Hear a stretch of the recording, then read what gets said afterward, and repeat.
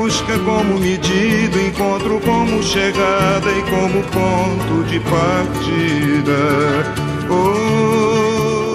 Então, meu nome é Sônia Loureiro e foi assim que eu fiquei conhecida como atriz aqui em São Paulo. Eu nasci em 1949 e mais ou menos em 1956 eu estava na escola, que eu consegui bolsa de estudo num dos melhores colégios, que tinha umas freiras belgas que davam aulas e comandavam o colégio. E além de aprender francês assim, desde tenrinha, bonitinha, eles faziam muito teatro, porque achavam que ajudava muito no desenvolver das crianças. Então, com 4 anos de idade, eu já fui fazer a festa do Dia das Mães declamando poesia. Eu não tenho muita noção disso, porque com 4 anos assim você tá. E depois, nessa escola, todas as festas tinham encenação e tinha tudo. A Soninha, que era a mais baixinha da classe, né? Chama a Soninha, que a Soninha decora rápido, ela faz. E pronto, adorava cantar, adorava dançar, foi assim que comecei. Aí entrei na fase da adolescência. Aí meu pai, coitado, era presidente do Sindicato dos Ferroviários em 1964. Aí, infelizmente, ou felizmente, não sei, ele foi preso, ficamos acuados, foi uma situação tenebrosa. E já sofrendo esses embates da ditadura, aí a Sônia se fechou por medo, por pânico, por tudo. E aí fiquei quieta. Aí com 17 anos eu comecei a fazer cursinho para prestar vestibular na USP. E eu falava assim, eu morria de medo de encarar as pessoas. Era uma coisa assim estranha. Eu me fechei total. Aí eu conheci um moço que fazia faculdade, que se tornou meu marido, pai dos meus filhos, que também é ator. E aí ele fazia teatro. Aí fui um dia assistir o ensaio dele, isso em 1969 mesmo. O diretor era o Roberto Lage, ele precisava de uma baixinha bonitinha para fazer a Dorothy no Mágico de Oz. E aí ele virou para mim e perguntou, você sabe cantar Over the Rainbow? Aí eu lembrei da minha coisa de infância mesmo, de tudo que eu tinha, né? E eu sempre cantei porque eu amava o Mágico de Oz. Eu assisti todas as vezes que eu podia. Por quê? Porque eu tinha um tio que trabalhava no cinema, eu não tinha com quem ficar. Desde os 2 anos ele me levava e me largava lá sentadinha e eu ficava comendo bobagem e assistindo o filme. Então, por aí. Aí eu virei para o diretor, o Roberto Lage, e falei, você quer que eu cante em inglês ou português? Mas eu falei sem pensar, sem querer me meter, sem querer nada, na simplicidade. Ele falou assim, você sabe cantar? Mas não precisa nem cantar, você já é a Dorothy. Aí ele me ensinou a falar, a colocar a voz. Aí depois eu já entrei para a faculdade lá fazendo teatro. Na ECA tive os melhores professores, que eram os mesmos professores da EAD. E aí comecei a fazer.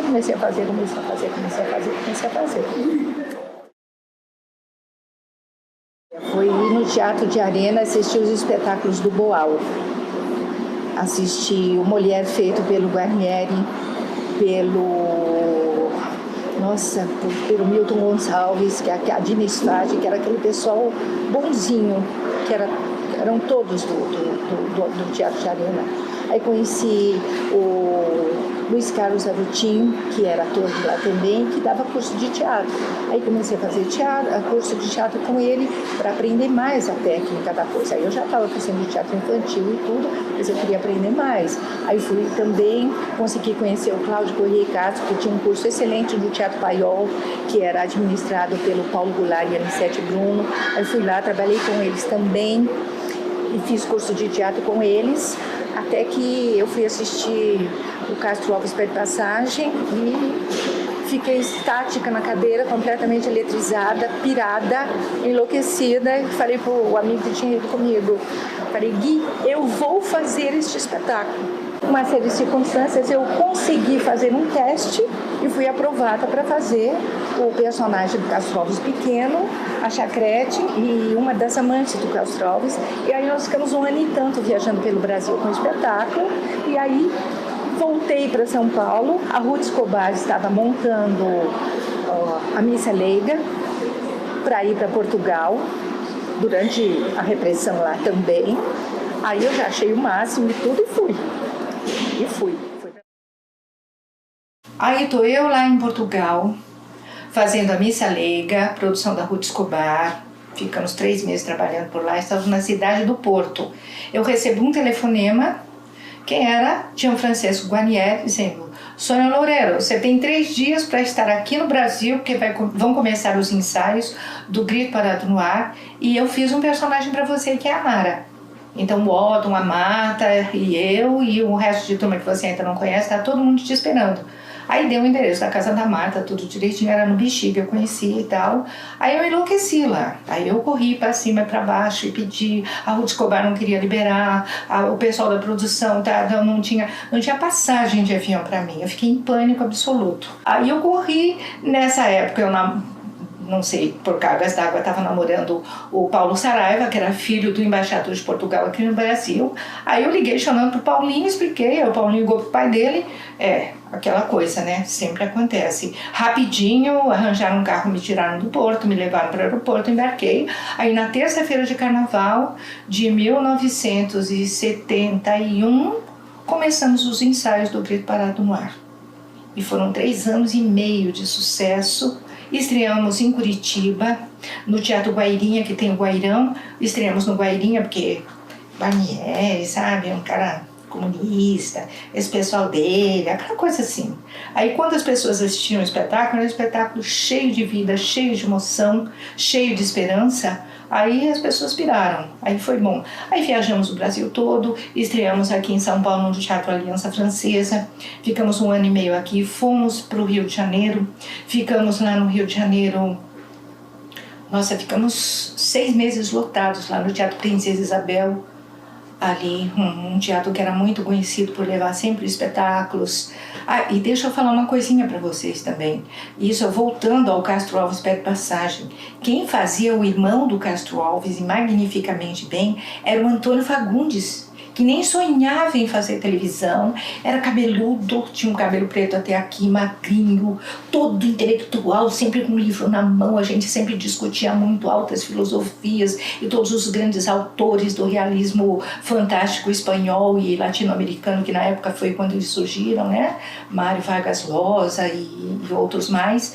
Então, o Fagundes fazia parte desse espetáculo também. Eu tive a honra e o privilégio de trabalhar com essa criatura linda também, que é uma figura sempre ímpar, sempre sincero, sempre simples, sabe? E um que vocês, acho que da nova geração, conheceram, que fazia o Castro Alves, foi o Zanoni Ferriti, um dos maiores atores que o mundo já teve.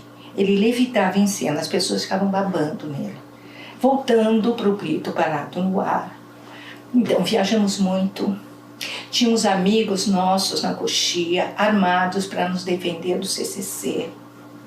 Estávamos sempre assim, sabe, tinindo, mas quando a gente entrava em cena, quando o ator entra em cena, a Fernanda Montenegro já disse isso, esquece dor de dente, esquece dor de estômago, esquece nevralgia, esquece problema, esquece briga com o marido, esquece doença de filho.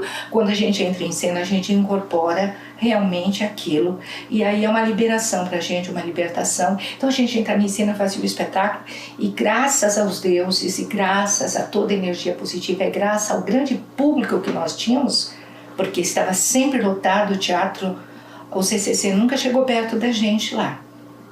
E o dia que nós fizemos o ensaio geral do Grito, eles não entenderam direito o espetáculo, um espetáculo de louco, pronto, acabou. Graças a Deus, não cortaram nada do espetáculo. E aí depois, aí fiquei gravidinha durante o Grito Parado no Ar do meu primeiro filho, Pablo. E depois que um tempo, eles remontaram Castro Alves e viajaram pelo Brasil. Eu não, porque eu estava gravidinha e fui curtir meu filho mesmo. E depois, quando meu filho já estava com 2 anos, aconteceu a morte do Vladimir Herzog. Aí nós ficamos todos numa situação de... Sabe a criança que quer chorar e a mãe fala, não chora, engole o choro. Nós todos os artistas do Brasil, nós todos os jornalistas do Brasil, nós todos os estudantes conscientes do Brasil ficamos nessa situação, engasgados, prendendo o choro, engolindo o choro, sem saber o que fazer, dizendo assim, a coisa está realmente desmedida, e agora? E agora? O que a gente vai fazer?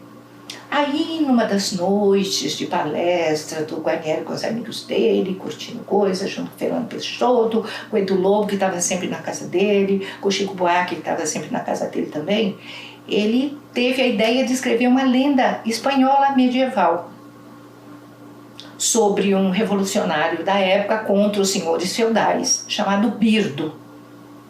E aí ele teve a ideia de escrever o Ponto de Partida. E a Nara era assim, eu ia contracenar com Otton Bastos, Deus e o Diabo na Terra do Sol, o Prêmio de Cannes. A Nara é assim, muita emoção, muita gratidão e muito medo, porque eu estava trabalhando com os maiores nomes do teatro da época. Sabe o que é isso, gente? Para uma menina, assim, que veio da Penha, aqui de São Paulo, sabe, esse tipo de coisa? Para mim era, o que eu vou fazer aqui? Aí o Fernando como diretor, o Mário Mazetti como assistente de direção, o Mário chegou e me falou assim, para de ter medo, para de tremer. Você é tão boa quanto ele, senão o Guarnieri não tinha te chamado, caramba. Vai, se entrega. E o Otton foi extremamente generoso, a Marta também. Eu estava até comentando que foi o meu primeiro beijo, que não foi com meu namorado na época, foi com o Otton Bastos. E a mulher dele, que era produtora e estava em cena também, ela disse assim, beija de verdade, senão vai ficar falso. Eu falava assim, ai meu Deus do céu, sabe aquela coisa de eu vou ter que beijar outro Bastos, meu Deus do céu. Claro que todo mundo aplaudindo e tudo, e a Marta, ela me chamava de Amadinha, porque a gente já se olhou, já se gostou de cara, né? Amadinha. Eles não tinham filhos na época, então meio que me adotaram, assim. E eu tava querendo pais artísticos, né? Então, pra mim, foi tudo de bom. A fome com a vontade de comer se juntou. Então, ela disse, vai, ela ficava assim, vai, Amadinha, beija mesmo, aperta, amassa, agarra, chupa. Ela fazia isso em cena. Porque uma atriz maravilhosa, uma pessoa assim, esplendorosa, era muito chata, era muito exigente, uma puta produtora. Então ela era chata por quê? Porque ela queria que as pessoas trabalhassem direito. Era só trabalhar direito que não dava errado. Aí o Sérgio Ricardo já queria há muito tempo trabalhar com ele, fazer música para espetáculos dele, e fez uma trilha sonora magnífica, sabe, que eu tive a honra de solar várias músicas durante o espetáculo. E a capela, nós não tínhamos microfone para trabalhar com a moçadinha, agora tudo trabalha com microfone, né? Nós não, às vezes nós chegamos a fazer espetáculo do próprio Grito Parado no Ar, num espaço que tinham 3.000 pessoas, ninguém estava de microfone e todos se escutaram. Esse é o verdadeiro ator de teatro, ele não precisa de microfone. Ele faz estudo para impostar a voz, para colocar a voz, para poder projetar. Porque essa é a base. Então nós conseguimos fazer isso. Então foi aí, voltando para o ponto de partida. No ponto de partida, o Guarnieri começou a idealizar essa lenda espanhola medieval em cima da vida do Herzog e do que aconteceu com ele, que foi morto, enforcado. Então começa o espetáculo com um corpo morto enforcado na praça. O cenário era do Jean Rato, um dos maiores cenógrafos que nós tivemos aqui, que ele e a mulher dele também era cenógrafa, era uma brasileira maravilhosa, que depois foi para a Europa, depois que ele faleceu, e está trabalhando muito lá em teatro lá também. Então todo mundo embarcou naquela viagem assim com corpo, alma, e o Guarnieri escreveu as personagens todas baseado em conversas que tinha com a gente. Então ele me chamava, por exemplo, vou dar um exemplo meu, porque dos outros eu não sei. Soninha, vem cá, vamos falar sobre a Maíra. É isso, o que você acha? Se fosse você a Maíra, o que você faria? E eu fui colocando o que eu achava. E foi assim que ele escreveu a personagem Maíra, que eu tive a honra de interpretar e de fazer. E infelizmente não fiquei a temporada toda, porque com uns 3 ou 4 meses de espetáculo, eu fui sair de moto num dia do espetáculo e infelizmente tive um acidente, quase perdi a perna e eu tive que sair. Aí entrou para me substituir a Ana Maria Braga, que é mãe da Alice Braga, famosa atriz de cinema internacional aqui, que é uma criatura do bem também, uma fofa. Depois voltei a trabalhar com ela, só que no espetáculo do Chico, a Ópera do Malandro, uns anos depois, e passei a conhecê-la.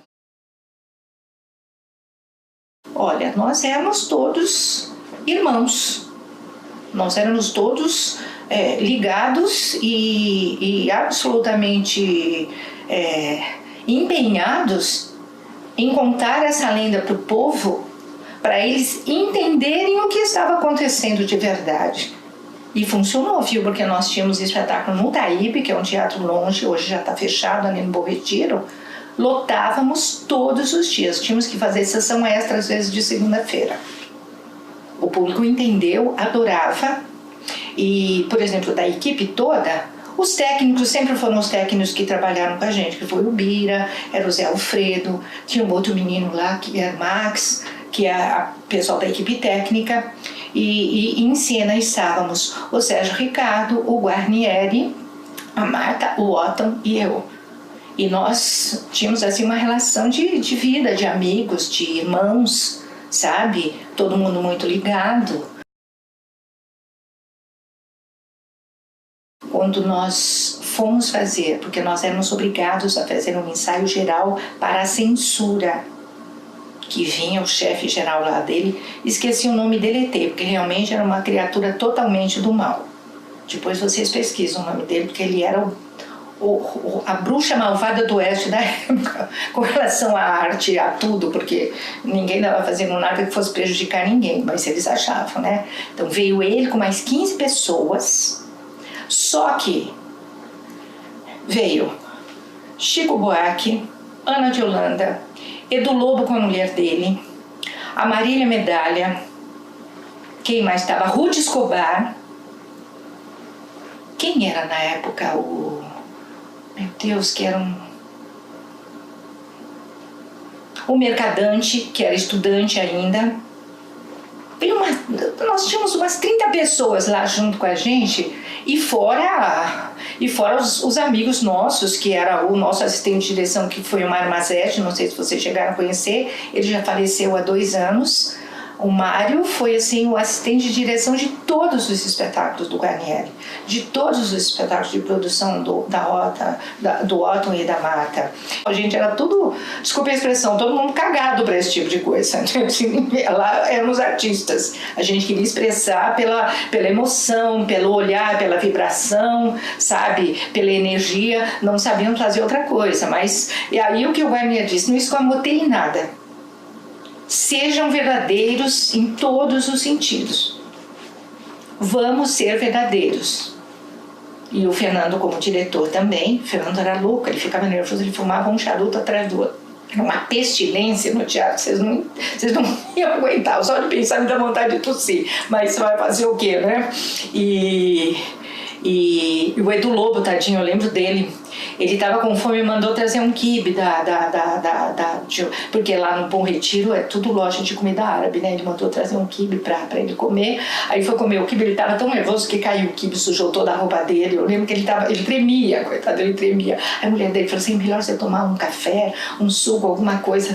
Foi lá, limpou ele tremia. Chegaram os sensores, ele foi a pessoa que mais deu bandeira de que dava com medo, né? Mas o Chico tranquilo,